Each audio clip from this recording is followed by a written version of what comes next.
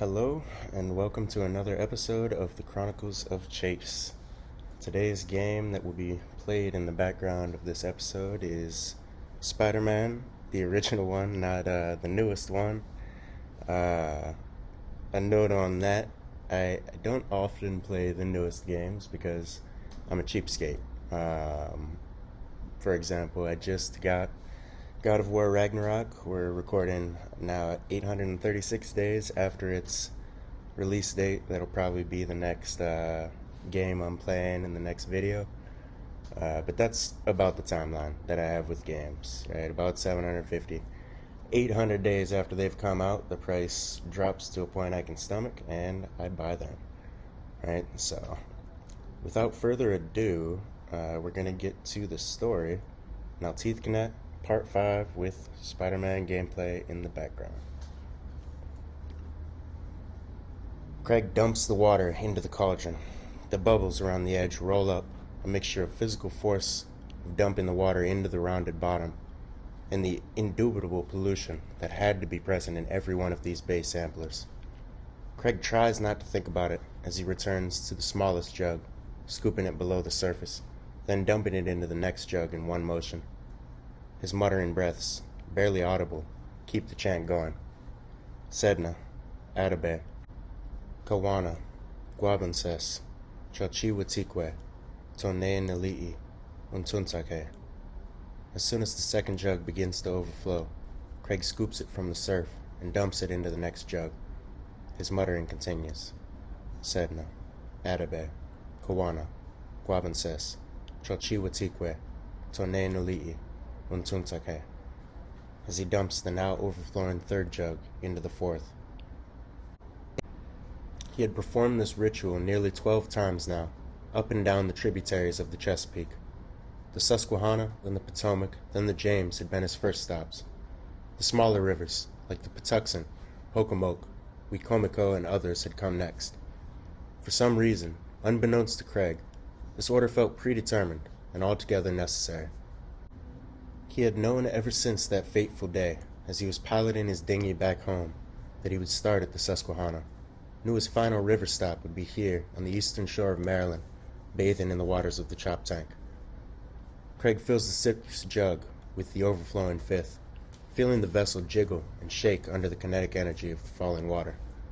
He knots his brow, staying intently at the basin, as if he can control its balance with his gaze.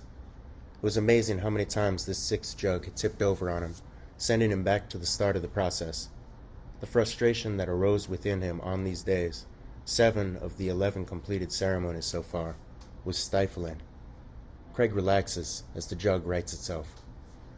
Thank God I won't have to start over again, he thinks as his mouth continues to mutter the goddess's many names. The final sequence, from the smallest jug to the basin, goes by quickly, too quickly. And before Craig knows it, he is standing over the overflowing basin, all 6 small jugs emptying and bobbing back and forth in the surf. Craig braces himself, knowing the chill of the October Bay water will shock him. Tone Nali'i, Untungtahe. Craig finishes the name sequence for the last time, lifting his arms above his head and showering the basin's contents over himself. Once emptied, he throws the basin to the side and drapes his hands underneath his ears. Every strand of your hair, every inch of your skin must be wetted by this water, or else you must start again. Her voice booms in between his temples. Craig wriggles his hands through his hair, making sure to wet each fingertip to spread water to any dry strands that remain atop his head. He sways slowly, feeling his knees graze the surf beneath him as the water droplets cascade off his body. He feels something resonating, rumbling from deep within him. You'll catch a cold like that, a woman says from behind him, startling Craig and making him jump. He looks around, eyes half crazed, at the private ceremony being so coolly interrupted. He does not speak, and the woman begins to look very anxious. Is everything okay? She ventures timidly, half turning away already. Her dog follows in tow. Yes, I am fine, Craig replies. The woman's eyebrows raise nearly to her hairline as she says okay and nearly jogs away from the shoreline. Craig watches her, as her figure crests over the top of the hill, then disappears down the other side. This wasn't the first time one of those river ceremonies had been ended abruptly by an intruder. In fact, all but two had ended in this fashion. Craig knows from his past encounters in less populated areas that a citizen courtesy check would almost surely be followed by a police officer running the same kind of check. Craig had already been through the process, explaining the 6 jugs and basin to a state trooper, in Virginia no less, and though he had been allowed to leave after an extended conversation, he wants to avoid a similar interaction out here on the eastern shore. And so, he packs the jugs one into another, then tosses them all into the basin, scoops it up by the lid, and begins to walk back towards his truck in the distant parking lot. Only now do the shivers set in, delayed mightily by the surprise of Miss Dogwalker. Craig mentally thanks her for the shock as an enormous shudder runs down his spine, kicking off the violent trembles and shakes in earnest. When Craig gets to the truck, he throws the basin and jugs into the back and swings up into the driver's seat. All he wants to do is go home, take a hot shower, and be done with the rituals. But he has one last stop that he must make before he is finished. It's part of the reason he even drove at all today. With the heat blasting, Craig drives over Kent Island and onto the Chesapeake Bay Bridge. As his wheels roll methodically over the bridge struts, he looks out the window and zones out, watching the water undulating hundreds of feet below him. A wind rises from the south, making Craig grip his steering wheel a little harder. The bridge always feels a little unsteady in this middle part, he thinks, feeling like it had shaken in the wind. At nearly 5 miles long, he always got uneasy while riding through the center span.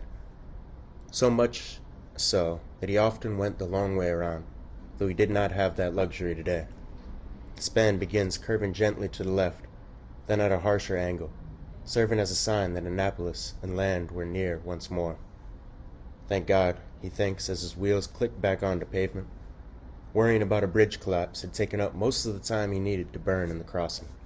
The rest of it had been filled with glances towards the water's surface. Craig cannot say what he is looking for, why he is scanning so intently, only that he knows he is looking for something. The ceremonies at river confluences had to be begetting some kind of phenomenon in the water. Otherwise, why would Sedna, Atabay, Kowana, Guabanses, Chalchiwatikwe, Tone Nali'i, Untungtahe have asked him to do it? And he knows that it must be. He can feel the consequences of his action reverberating through his body, rolling down each drop of bay water from the basin. The bay grows smaller in his rearview mirror, peeking out of the trees and shrubbery every so often, until he drives into downtown Annapolis, and it opens up once again before him. The sunlight shines off of the surface, glinting back and dancing atop the waves. Craig almost feels like the goddess is laughing at him or with him. He drives slowly through the cobblestone streets, slipping a dry hoodie over his still damp shirt and adding a heavy winter jacket for good measure. He pulls past the white stone entry with the inscription on the gates. United States Naval Academy, founded 1845. Craig shivers again, sending some of the last moist chills scurrying from his body as he pulls into a parking space outside the Visitor Control Center. It is 7 a.m. on a weekday, but the lot is still half full. Craig cuts the engine off in the truck, fondles the last stone in his pocket, then pops the door open and heads for the entrance. This is the end of part 5 of Naltithconet. A little bit shorter than the other parts, but that's alright. Part 6 will be coming in the next couple of days, so keep a lookout if you are keeping posted with these videos. This has been the Chronicles of Chase. Thank you so much for coming by and viewing. And as always, if you like what you hear and you want to tune in for future installments, please like and subscribe. It looks like I have a little bit of a discrepancy in the length of the gaming clip and the story, so I'm going to use this last 45 seconds as a little housekeeping section. Coming up next, there is a space story. Be on the lookout for that. Also, I'm going to see about possibly setting up a Chronicles of Chase podcast show as well to put these stories in multiple places. So if you listen to podcasts wherever you listen to them, or realistically probably just Apple Music and Spotify, be on the lookout for the Chronicles of Chase in that podcast section.